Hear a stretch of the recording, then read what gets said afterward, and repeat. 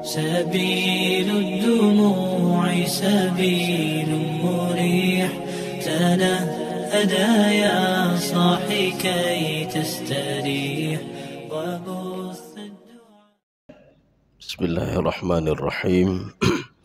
السلام عليكم ورحمة الله وبركاته. الحمد لله رب العالمين والصلاة والسلام على أشرف الأنبياء والمرسلين وعلى آله وأصحابه أجمعين. رضيت بالله ربا وبالإسلام دينا وبمحمد نبيا ورسولا. رب اشرح لي صدري ويسر لي أمري واحلل عقدة من لساني يفقه قولي. اللهم اجعل جمعنا هذا جمعا مرحوما وتفرقنا من بعده تفرقا معصوما. Kaum muslimin dan muslimat sidang jamaah subuh yang dirahmati Allah. Kita sudah memasuki surah Al-Haqqah. Al-Haqqah itu artinya memang hari kiamat, tetapi berasal dari kalimat Al-Haq.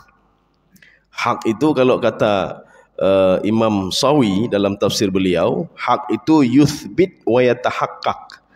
Hari kiamat itu memang sudah ditentukan oleh Allah dan akan terjadi. Minimal begini, ketika seseorang bertanya ke Rasulullah kapan kiamat, maka ketika itu Rasulullah mengatakan, kematian kamu itu adalah kiamat bagimu. Siapa yang tidak mengakui kematian? Jadi artinya kematian itu, kalau hari ini si fulan yang meninggal, kiamat bagi si fulan. Besok meninggal lagi yang lain, kiamat bagi dia. Mana kiamat di sini sudah putus. Artinya amal ibadah tidak ada, apa-apa tidak ada lagi. Dia sudah putus dengan dunianya. Maka dikatakan dengan kiamat. Maka al-haqqah di sini itu berasal dari kalimat hak. Hak itu benar. Benar yang dimaksud yathbit, yathbutu wa yatahaqqaq. Jadi kejadian ini, kiamat ini memang sudah ditentukan oleh Allah dan akan terjadi. Ya. Ada lagi sahabat bertanya ke Rasulullah sallallahu alaihi wasallam, "Ya Rasulullah, kapan kiamat?" Maksudnya sahabat ini ingin mengatakan, saya ingin lihat gunung itu terbang, matahari terbelah, langit juga terbelah. Ketika itu Rasul mengatakan, "Madza a'datta lisa'ah?" Kamu jangan tanya dulu kiamat, yang sudah kamu persiapkan apa? Apakah kamu sudah beramal baik? Apakah sudah berbuat kebaikan? Kalau mati tiba-tiba sekarang bagaimana? Ya, menyomati bagaimana? Kalau mati bagaimana? Jadi artinya paling enggak kita menjaga diri. Kita menjaga diri, qu anfusakum wa ahlikum nara. Menjaga diri dengan menjalankan terus perintah Allah dan menjaga diri untuk tidak melakukan sesuatu hal yang dilarang oleh Allah Subhanahu wa taala. Ini surah Al-Haqqah ini jenisnya Makkiyah. Makkiyah artinya turunnya di Mekah. Atau walaupun ada pendapat yang lain, sebelum hijrah namanya Makkiyah semuanya. Setelah hijrah namanya Madaniyah. Walaupun turunnya di Mekah juga. Ya. Kita ambil yang simpel sajalah. Makkiyah berarti Mekah. Madaniyah berarti Madinah. Jumlah ayatnya 52 ayat. Ini cukup panjang juga ini ayat ini. Ini karena cerita tentang ada kelompok-kelompok tertentu yang mereka tidak yakin kepada hari kiamat. Mereka tidak yakin kepada hari kebangkitan. Sehingga ini menjadi sampel, ini menjadi pelajarannya bagi kita. Sehingga Allah memerintahkan kepada Nabi Muhammad, "Ya Muhammad, faksusil qasas." Coba ceritakanlah cerita-cerita yang ada dalam Al-Quran kepada umatmu supaya mereka menggunakan akalnya. Kalau mereka juga seperti itu juga, ya, tidak abadi selama-lamanya. Fir'aun kan tidak abadi. Umur 80 sekian tahun, belum sampai 90 tahun. Sudah meninggal. Fir'aun yang membesarkan Nabi Musa. Kemudian Fir'aun yang mengejar Nabi Musa. Umurnya tidak lebih dari 60 tahun. Dia tenggelam di Laut Merah. Ya. Maka Nabi Musa itu hidup dengan dua Fir'aun. Fir'aun yang membesarkan dia dan Fir'aun yang mengejar dia. Dua-dua ini sama, ayah dan anak ini, Pak. Dua-dua sama, mereka dua-dua mengakui kalau dua-dua ini mereka adalah Tuhan. Kaum muslimin sidang jamaah yang dirahmati Allah, kita lanjutkan Ya, jadi kita mulai dari ayat pertama. A'udzu billahi minasyaitonir rajim. Bismillahirrahmanirrahim. Al-haqqah mal-haqqah wa ma adraka mal-haqqah. Ini diulangi sampai 3 kali. Di dalam sebuah kitab namanya Al-Burhan fi Ulumil Quran. Ada satu lagi Usulut Tafsir wa Qawaiduhu. Di sini diungkapkan pengulangan-pengulangan dalam Al-Quran, kan sering diulang-ulang. Kalau kita nanti baca cerita tentang iblis dalam Al-Quran, kita mungkin akan mengatakan, kenapa Allah mengulang-ulang cerita iblis? Saya sudah tahu cerita iblis. Saya sudah tahu cerita Nabi Adam. Saya sudah tahu cerita Nabi Muhammad, cerita ini, cerita itu, Yusuf dan lain sebagainya. Kenapa diulang-ulang lagi dalam Al-Quran? Pengulangan dalam Al-Quran, itu yang pertama, itu tanbih. Tanbih itu peringatan. Allah memperingatkan kita, jangan jadi seperti iblis, jangan jadi seperti syaitan. Kalau jadi seperti iblis, maka akan saya laknat kalian seperti iblis dan syaitan. Jangan jadi seperti kaum Ad dan kaum Samud. Kecerdasan mereka itu membuat mereka takabur dan mereka saya lenyapkan semuanya, kata Allah. Tidak ada yang tinggal sedikit pun, kata Allah. Walaupun mereka hebat sekali, kata Allah Subhanahu wa taala. Ini menjadi peringatan, Pak. Ini namanya tanbih. Yang kedua namanya tahwil. Tahwil itu apa? Tahwil itu mengancam, ancaman ya, ancaman Allah. Makanya kalau sudah ada 2 kali diulang, 3 kali diulang, ini ancaman. Allah mengancam kalau orang berbuat kejahatan akan dapat murka Allah dan masuk ke dalam neraka. Itu ancaman namanya. Kalau seorang tidak patuh dan taat kepada Allah, dia masih berbuat maksiat, maka akan diazab oleh Allah. Ini namanya ancaman. Ancaman itu dalam bahasa Arab namanya at-tahwil namanya. Sudah 2. Yang ketiga, sebenarnya bukan 3 dia. Banyak sekali, Pak. Ada berapa buah? Kita ambil 3 saja sampelnya. Yang ketiga namanya taswiq. Taswiq itu apa? Bukti Allah sayang kepada hambanya. Diulang-ulang ceritanya supaya hambanya itu mengambil manfaat, mengambil faedah. Jangan jadi seperti mereka ini. Ini namanya litaswiq. Seorang ibu memperingatkan anaknya, nak belajar giat-giat nak ya. Besok peringatkan, nak belajar giat-giat nak ya. Kalimatnya sama, Pak. Ini buktinya seorang ibu cinta dan sayang sekali kepada anaknya. Diulang-ulang. Ini begitu juga. Diulang sampai 3 kali. Pengulangan yang kedua itu menggunakan al-haqqah mal-haqqah. Menggunakan ma. Ma ini istifham. Istifham itu kata tanya. Kata tanya di dalam bahasa Arab ada 2. Ada kata tanya insya'i, membutuhkan jawaban. Ada kata tanya khabari, tidak butuh kepada jawaban. Ini termasuk khabari, tidak butuh jawaban. Al-haqqah, hari kiamat. Tahu nggak kamu apa itu hari kiamat? Tidak butuh jawaban, Pak. Ya, tidak butuh jawaban. Artinya apa? Untuk apa istifham ini? Istifham ini untuk menunjukkan li ta'dhimi sya'n. Jadi hari kiamat itu tidak bisa tergambar, ya, Pak. Tidak bisa tergambar. Kalau kata Imam Sawi begini, kata beliau, la tuhitu bihi al-ibarah wa la tahsuruhu al-isyarah. Tidak bisa digambarkan.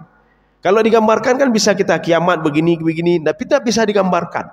Maka menggunakan ma di situ, Pak. Ma istifhamiyah tapi jenisnya khabari. Khabari maksudnya apa? Tidak butuh jawaban. Contoh, kita bertanya, kita mengadakan statement sama anak kita. Ketika sudah berapa kali kita kasih tahu, nak jangan balap-balap nanti ketabrak, nak jangan balap-balap nanti ketabrak. Sudah berapa kali? Akhirnya ketabrak dia. Kita datang ke rumah sakit. Berapa kali sudah ayah kasih tahu jangan balap-balap? Pertanyaan berapa kali ayah kasih tahu, itu tak perlu jawaban itu. Ini untuk takrir namanya. Ayah ini ingin mengulangi lagi, kalau ayah sudah sering memberitahukan, kamu tidak mau dengar. Ya, nih, Pak. Berarti tak perlu jawaban. Tak butuh jawaban. Berapa kali nak sudah ayah kasih tahu? Baru 3 kali ya, baru 4 kali, baru 5 kali, tidak perlu jawaban, Pak. Artinya anak itu diam saja dia. Kenapa? Dia tahu kalau dia salah. Ya, ini, Pak. Manusia tahu kalau nanti ada kiamat, bukan tidak tahu, Pak. Manusia tahu, Pak. Minimal tidak ada orang yang tidak yakin pada kematian, Pak. Karena kematian itu adalah kiamat bagi seseorang itu. Kematian itu ibaratnya apa? Seorang sudah putus hubungannya dengan dunia, dengan hartanya, dengan anaknya, dengan istrinya, dengan jabatannya. Sudah putus semuanya, Pak. Tidak ada apa-apa lagi. Maka kita jangan berpikir 63 tahun umur Nabi itu panjang sekali. Tidak begitu panjang. Kita mungkin ketika kita duduk merenungi, Pak, ini baru sekian tahun, baru sekian ini apa namanya, sang baru saja, padahal sudah 10 tahun. Ini nampaknya baru saja, padahal sudah 20 tahun nih, Pak, sudah 20 tahun ini. Jadi artinya apa? 20 tahun ini, 10 tahun, 20 tahun, 30 tahun itu bukan waktu yang lama, tetapi apa, sebentar. Kita kan sekarang sedang melalui waktu terus, Pak. Jadi artinya ini sudah berjalan, besok lagi, akhirnya bertambah terus. Ini 2023, sebentar lagi 2024, sebentar lagi terus seperti itu. Kaum muslimin sedang jemaah ini rahmati Allah. Ini yang kedua, al-haqqah mal-haqqah, menggunakan ma. Yang ketiga, wa ma adraka mal-haqqah. Di mana kita pernah mendengar ayat wa ma adraka mal-haqqah? Ini ada di ayat lain itu, wa ma adraka ma hiyah. Apa maksud wa ma adraka di situ? Wa ma adraka dalam Al-Qur'an itu gaya bahasa dua model. Gaya bahasa pertama, ketika Allah mengatakan wa ma adraka, satu. Yang kedua, wa ma yudrika. Ya ini, Pak. Apa bedanya? Wa ma adraka adalah sebuah gaya bahasa past tense. Wa ma yudrika sebuah gaya bahasa present. Bedanya apa? Kalau wa ma adraka, Nabi Muhammad pun tidak tahu. Nah ini, Pak. Wa ma adraka, karena ini dialog Allah dengan Nabi Muhammad. Wa ma adraka, ya Muhammad, kamu tahu nggak itu? Nabi Muhammad memang tidak tahu sama sekali. Sudah, satu. Wa ma yudrika, di dalam surah Abasa wa tawalla an ja'ahul a'ma wa ma yudrika. Yudrika itu apa? Kamu sudah tahu, tetapi saya kasih tahu lagi. Ya ini, Pak, ini maknanya. Makanya kalau cerita kiamat itu selalu wa ma adraka mahiyah. Ya Muhammad, kamu tahu nggak neraka hawiyah itu? Wa ma adraka mahiyah narun hamiyah. Kamu tidak tahu. Sekarang saya kasih tahu. Tetapi kalau wa ma yudrika, kamu itu sudah tahu, sekarang saya ulangi lagi. Ya itu maknanya, Pak. Nabi Muhammad bukan tidak tahu itu apa Abdullah bin Ummi Maktum. Nabi Muhammad bukan tidak tahu Abdullah bin Ummi Maktum ingin meminta nasihat ke Rasulullah sallallahu alaihi wasallam. Beliau tahu. Wa ma yudrika. Ya, sehingga apa? Diulang-ulang lagi oleh Allah. Tolong kamu perhatikan Abdullah bin Ummi Maktum. Ya. Kaum muslimin sidang jamaah ini rahmati Allah. Berarti pengulangannya ada 3, Pak. Di tengah-tengahnya ada mal qari'ah, terakhirnya wa ma adraka mal qari'ah. Maknanya hari kiamat ini tidak diketahui oleh siapapun kapan terjadinya, termasuk Nabi Muhammad sallallahu alaihi wasallam. Tetapi di dalam hadis lain itu Rasulullah sudah mengatakan alamat, tanda-tandanya sudah diberitahukan. Ya, Pak, tanda-tandanya. Jadi tanda-tanda kiamat itu sudah diberitahukan ada dalam sebuah hadis Rasulullah SAW. Bagaimana seseorang itu salah satunya, Pak. Seorang itu tidak memikirkan akhirat lagi ya. Dia sudah sibuk dengan ininya. Sehingga sampai-sampai digambarkan oleh Rasulullah. Penjual kambing pun ya tatawalu fil bunyan. Dia sudah penjual kambing, ini sebuah kalimat kinayah, majas ya Pak. Seorang penjual kambing pun, dia itu berlomba-lomba membuat bangunan. Maknanya apa? Penjual kambing saja begitu, apalagi orang lain. Ya, Pak. Artinya dia tidak memikirkan lagi akhirat. Itu salah satu tanda-tandanya. Ya. Kaum muslimin sidang jamaah yang dirahmati Allah. Kalau seandainya di dalam Al-Quran itu ada pengulangan-pengulangan 3 kali, 4 kali, atau sumpah 2 kali, 3 kali, atau berapa kali, artinya ada yang ingin, berita yang ingin disampaikan oleh Allah. Ini ketika diulang 3 kali, Al-Qari'ah, Mal-Qari'ah, wa ma adraka Mal-Qari'ah, ada satu pesan yang ingin disampaikan oleh Allah. Makanya Allah Subhanahu wa taala mengulang tadi 3 kali. Supaya apa? Untuk taukid, untuk menguatkan kalau pesan yang akan disampaikan ini benar-benar terjadi ini, Pak. Apa pesannya? Kadzabat Tsamud wa 'Adum bil qari'ah. Saya butuh terjemahan ini sebentar, Pak. Ya. Ini kadzabat Tsamud wa 'Adum bil qari'ah. Ya, coba diterjemahkan. Kita nanti akan lihat tafsirannya bagaimana. Apakah sama dengan terjemahan atau tidak? Ya. Al-Qari'ah itu kaum Ad dan kaum Samud. Ini 2 sampel kaum yang letaknya dua-dua di Asia, Pak. Kaum Ad itu letaknya di antara Yaman dan Oman. Jadi Saudi Arabia, di bawahnya itu Yaman, kemudian Oman, Yaman dan Oman. Di tengah-tengah itu kaum Ad. Ya. Kaum Samud adalah kaum yang terletak di antara Yordania dan Saudi Arabia. Ini 2 sampel ini menjadi pelajaran bagi kita bagaimana Allah menghancurkan mereka. Sudah, ini dua tadi Pak. Bil qari'ah. Qari'ah itu ada dua makna. Kalau di dalam terjemahan tadi diterjemahkan qari'ah itu hari kiamat. Karena berasal dari kalimat qara'a. Qara'a itu mengetuk. Ketika diketuk sesuatu, hati kita berdadu nih Pak. Kita di dalam rumah tiba-tiba ada yang mengetuk pintu. Ini qara'a namanya Pak. Waktu diketuk pintu kita terkejut Pak. Ya, ini mengambil makna qari'ah ini dari makna hari kiamat. Tetapi qari'ah yang pertama maknanya hari kiamat. Kaum Ad dan kaum Samud tidak yakin kepada hari kiamat. Apa yang maksud hari kiamat? Dalam tafsir Al-Qurtubi, hari kiamat itu ada berapa macam? Al-qiyamah, ketika seorang mau meninggal itu kiamat namanya. Sakratul maut itu kiamat. Ketika di alam barzah itu kiamat. Ketika dibangkitkan di padang mahsyar itu kiamat. Ketika dihisab itu kiamat. Ketika dimasukkan ke dalam surga atau neraka itu juga kiamat. Ini yang Allah ingin sampaikan. Kaum Ad, kaum Samud, mereka tidak yakin kepada semua itu. Kalau mereka yakin, mereka tidak akan berbuat maksiat. Ya, ini yang pertama. Yang kedua, yang dimaksudkan Al-Qari'ah di sini, kita mengambil tafsir Al-Baghawi. Apa kata beliau? Kadzabat Adun wa Samudun bil azab. Mereka itu mendustai datangnya azab, sehingga mereka berbuat maksiat. Nanti kalau kita ceramahi orang lain, jangan kamu tinggalkan salat, nanti akan datang azab. Mana ada azab? Ini sama seperti Nadar bin Haris. Nadar bin Haris ketika dia mendatangi Rasulullah SAW, maka jangan pernah menentang-nentang azab. Nadar bin Haris mendatangi Rasulullah. Apa kata Nadar bin Haris? Ya Muhammad, apakah salat yang kamu wajibkan kepada kami dan puasa yang kamu wajibkan kepada kami itu berasal dari Tuhanmu atau dari kamu itu? Nabi Muhammad diam saja, karena nak mau melayani orang seperti ini. Kalau berasal dari Tuhanmu, saya mau berdoa sekarang. Apa doa dia? Ya Allah, apabila itu berasal dari Engkau, coba azab saya sekarang juga, kata dia Pak. Allahumma in kana hadza huwal haqqu min indik fa amtir alaina hijaratan minas sama aw itina bi'adzabin alim. Itu doa Nadar bin Haris Pak. Dia menentang Allah di depan Nabi Muhammad sallallahu alaihi wasallam. Setelah dia berpaling, itu semua literatur tafsir mengatakan Nadar bin Haris diazab oleh Allah sebelum dia naik kendaraannya Pak. Naik ontanya. Ada yang mengatakan kena petir ya Pak. Kena petir. Kenapa? Karena dia menentang Allah Subhanahu wa taala. Abu Jahal juga pernah menentang Allah di depan Nabi.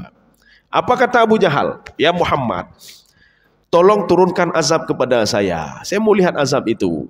Kemudian Allah mengatakan kepada Nabi Muhammad, kamu sabar saja ya Muhammad. Sebentar lagi kan perang Badar. Dia akan mati dalam perang Badar.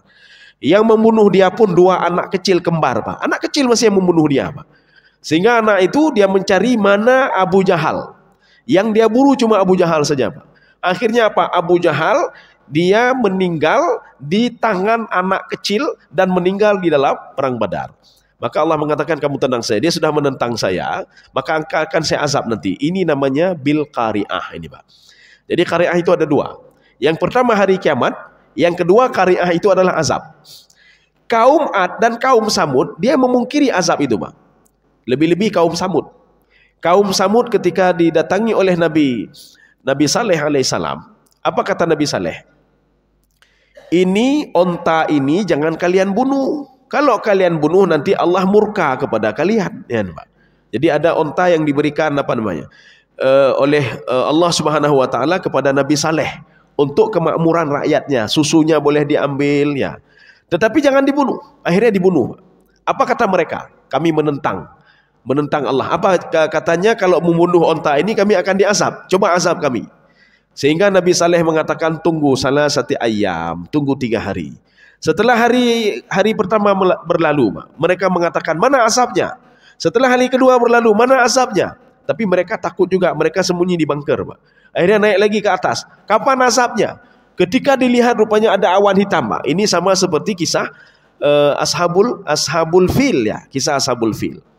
Akhirnya mereka masuk ke dalam, maka di dalam sejarah dunia tidak ada kaum yang dilaknat oleh Allah dengan laknat double. Tidak ada apa. Bagaimana laknat double? Sekaligus laknatnya. Ketika itu turun hujan dan petir, ketika itu juga gempa. Kita waktu tsunami kemarin itu kan gempa dulu Pak. Gempa dulu baru tsunami. Coba kalau seandainya gempa sama tsunami sekaligus Pak. Mungkin orang sudah banyak yang meninggal dunia. Gempa dan tsunami sekaligus. Tetapi dalam sejarah dunia kaum yang dilaknat oleh Allah Subhanahu wa taala dengan dua azab sekaligus adalah kaum Samud. Mana buktinya?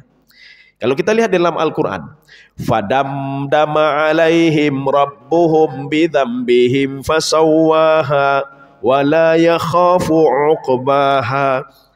Apa makna fadamdam itu? Saya cari di tafsir jalan lain tidak ketemu juga. Tafsir Sawi juga tidak ketemu juga. Tafsir Qatadah tidak ketemu juga. At-Tabari juga tidak ketemu. Tafsir Sawi juga tidak ketemu. Tafsir Sawi Rawa'i Al-Bayan juga tidak ketemu. Tafsir As-Sa'di juga tidak ketemu. Rupanya dijelaskan oleh Ibnu Abbas dalam tafsir beliau. Ibnu Abbas adalah seorang penafsir yang memang hidup pada masa Rasulullah SAW. Apa kata Ibnu Abbas? Fadamdam maknanya Allahu yu'adzibahum di'faini minal azab. Mereka diazab double azabnya. Tidak ada lain kecuali kaum Samud. Ya, kaum Samud yang diazab oleh Allah double azabnya, Pak. Sekaligus azabnya. Jadi ketika gempa, sambil gempa hujan turun dan petir, Pak. Dan angin lagi, Pak. Jadi mereka tidak bisa lari. Mau lari keluar, itu hujan, petir, kemudian angin. Kalau di dalam rumah gempa, Pak. Akhirnya mereka semua mati, Pak. Ya, tidak ada yang disisakan oleh Allah Subhanahu wa taala. Walaupun di dalam satu riwayat itu ada yang mengatakan, tapi tidak kuat riwayat itu, ada seorang wanita yang berhasil keluar dari lembah itu, Pak. Karena lembah Samud itu sebuah lembah yang mereka hidup di situ. Ini kalau kita nanti ada yang pergi umrah atau apa, coba minta singgah di Madain Saleh namanya, Pak. Itu perkampungan yang pernah dilaknat oleh Allah. Dan Rasulullah mengatakan jangan lama-lama di situ. Sebab itu kampung yang dilaknat oleh Allah Subhanahu wa taala. Dalam satu riwayat ada satu orang wanita yang berhasil keluar dari kampung itu. Setelah mereka hancur semuanya, dia naik ke atas bukit dan turun ke bawah. Struktur geografisnya negeri mereka itu, Madian itu sama seperti Yaman. Yaman itu San'a itu di bawah, di sampingnya bukit-bukit semuanya, Pak. Sehingga kalau secara logika tidak mungkin mereka itu susah untuk diazab. Susah untuk diazab karena kokohnya gunung itu. Tetapi ketika azab Allah datang, apa yang susah bagi Allah? Apapun bisa terjadi. Bahkan Yaman pun pernah dikirim tsunami terbesar di dunia, Pak. Fa arsalna alaihim sailal arim. Tsunami terbesar di dunia itu pernah Allah kirimkan kepada kelompok yang membangkang kepada Allah di Yaman.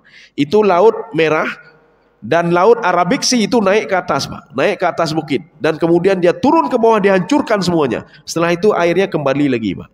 Inilah yang disebutkan dalam Al-Quran. Fa'arsalna alaihim sailal arim. Mereka sudah saya berikan, kata Allah, nikmat, tetapi mereka lupa kepada nikmatku. Saya berikan ini, saya berikan itu. Apa yang mereka mau, saya berikan semuanya. Tapi mereka tidak ini kepadaku. Supaya tidak menular kepada orang lain, supaya tidak menjadi penyakit bagi orang lain, maka saya hilangkan saja. Saya musnahkan saja mereka. Seperti kita ada pohon mangga, Pak. Di pohon mangga itu ada benalu, ya. Apakah pohon mangganya yang kita potong atau benalunya kita ambil? Ya, kan benalunya yang kita ambil, Pak. Benalunya kalau tidak kita musnahkan, lama-lama dia makin banyak. Makanya Allah Subhanahu wa taala memusnahkan satu kaum itu untuk apa? Kemaslahatan yang lain. Maka kita jangan salah nanti. Kenapa Allah memusnahkan mereka? Untuk kemaslahatan yang lain. Supaya yang lain juga tidak terpengaruh dengan perbuatan mereka. Kaum muslimin sedang jemaah yang dirahmati Allah. Ini makna Al-Qari'ah tadi, Pak. Sekarang kita lanjut. Sekarang kita lihat bagaimana yang pertama, ini kaum Samud dimusnahkan dulu oleh Allah. Fa amma Samudu fa uhliku bitaghiyah. Ya, coba dibaca terjemahannya, Pak.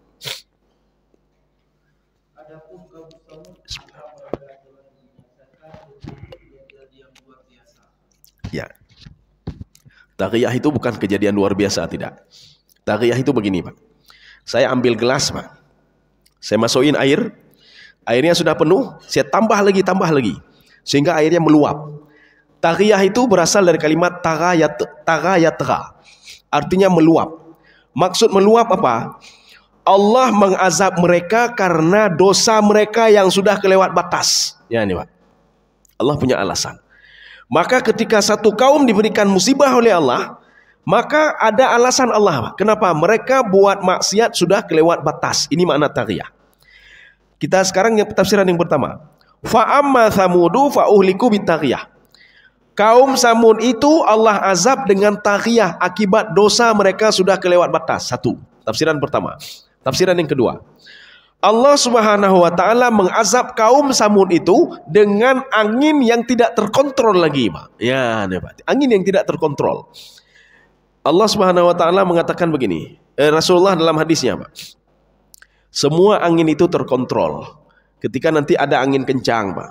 Kemudian ada tornado di Amerika atau di Kanada dan lain sebagainya. Itu semua terkontrol. Dikontrol oleh Allah Subhanahu wa taala. Walaupun ada rumah-rumah yang sudah hancur, itu dikontrol, Pak. Rumah-rumah mana yang harus hancur dan rumah mana yang tidak boleh hancur, itu sudah dikontrol. Ketika hujan begitu juga dikontrol oleh Allah. Mana kelompok-kelompok yang harus dihujankan terus, mana yang hujannya sedikit-sedikit, semua terkontrol. Kecuali kata Allah, angin yang tidak pernah terkontrol adalah anginnya kaum Samud dan anginnya kaum Ad. Itu tidak terkontrol. Nanti akan kita lihat bagaimana dahsyatnya anginnya ketika Allah mengazab kaum Ad yang masuk melalui hidung dan keluar melalui duburnya, Pak. Saking kencangnya angin itu, Pak. Karena tidak terkontrol. Dan air yang tidak terkontrol di dunia ini, kata Allah, adalah airnya kaum Nabi Nuh alaihissalam. Makanya air itu terus naik terus, jangan pernah berhenti, Pak. Air dari atas juga turun, hujan juga turun, kemudian air dari bawah juga turun. Faltaqal ma'u, kedua air ini ketemu. Maksud ketemu apa?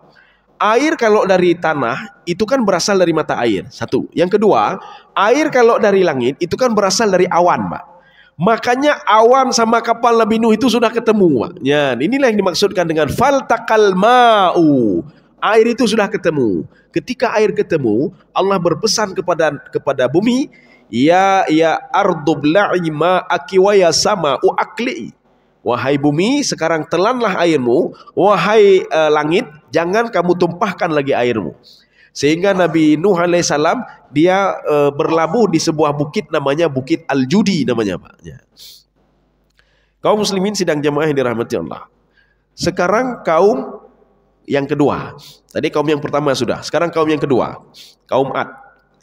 Wa amma adun fa uhliku birihin sarsarin atiyah. Ya, saya butuh terjemahan lagi.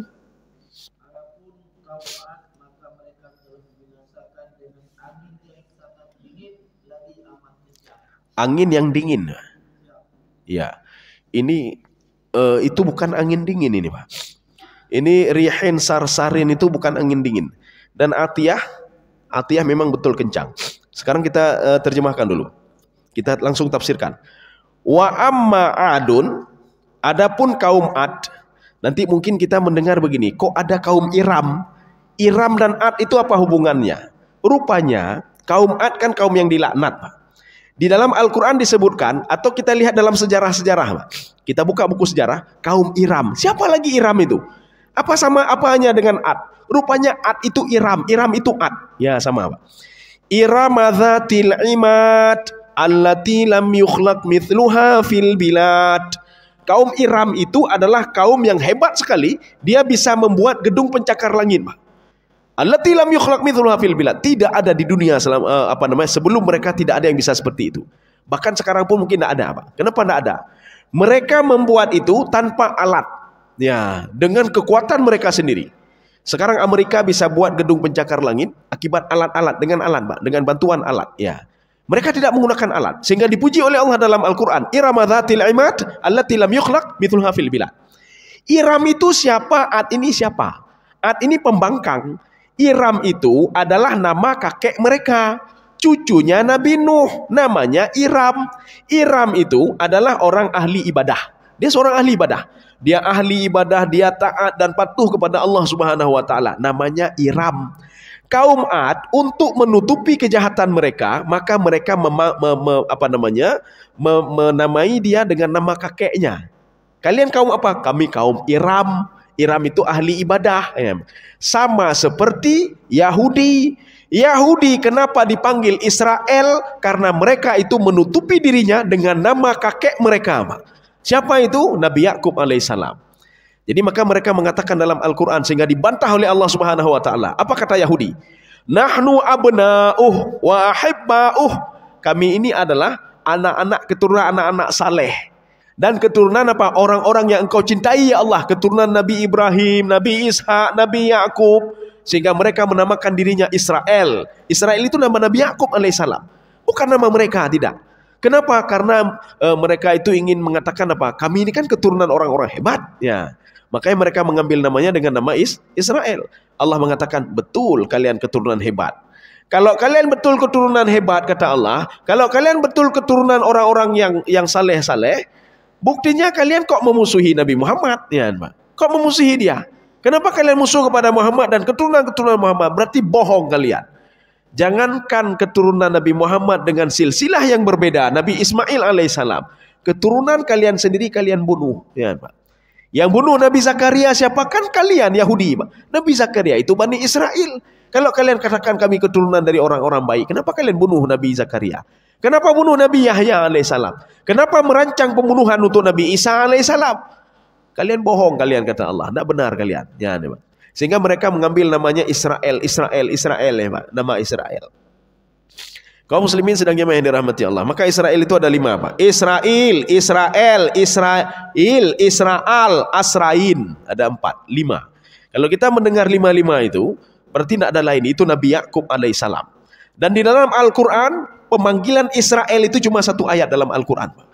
Dalam 1 ayat itu Allah memuji Nabi Yakub alaihissalam. Bukan Yahudi, Pak. Bukan Yahudi. Sedangkan Yahudi di dalam Al-Quran itu ada 11 ayat minimal, ada paling kurang 11 ayat, Pak. Semua melaknat Yahudi, Pak. Di dalam Al-Quran ada 11 ayat tentang Nasrani, semua melaknat orang-orang Nasrani, Pak. Dan di dalam Al-Quran ada 40 ayat tentang Bani Israel, setengahnya makna negatif, setengah makna positif. Yang makna positif adalah orang-orang yang patuh dan taat kepada Allah dengan menjalankan isi Taurat, isi Injil. Maka mereka itu termasuk Bani Israel, makna positif. Ada Bani Israel makna negatif dari 40 ayat itu untuk Yahudi dan Nasrani, Pak. Ya. Kaum muslimin sedang jemaah yang dirahmati Allah. Sekarang kita luruskan ini, Pak. Wa amma adun fa uhliku birihin sarsarin atiyah. Kaum Ad itu dihancurkan oleh Allah dengan rihin sarsar. Rihin sarsar adalah angin yang bersuara. Jadi bersuara dia, bersuara, Pak. Ini namanya rihin sarsar namanya. Seperti kita melihat mungkin di televisi ya. Karena kita tidak bisa melihat langsung bagaimana angin tornado itu, Pak. Ketika kita lihat di televisi, itu kan bersuara dia, Pak. Bersuara, Pak. Itu namanya rihin sarsar. Tetapi itu sudah terkontrol oleh Allah. Sudah, 1. Yang kedua, atiyah. Atiyah itu apa maksudnya? Syadidatun. Syadidah ini sangat kuat dan kencang sekali. Sudah bersuara, dia kencang lagi, Pak. Kita biasanya bersuara saja tapi tidak kencang. Atau kencang tapi tidak bersuara, angin kencang. Tapi tidak ada suara, Pak. Ini sudah bersuara, kencang lagi. Maka namanya rihin sarsarin atiyah. Apa kita cukupkan di sini saja? Ya, kita cukupkan di sini saja. Nanti kita lihat pertemuan selanjutnya.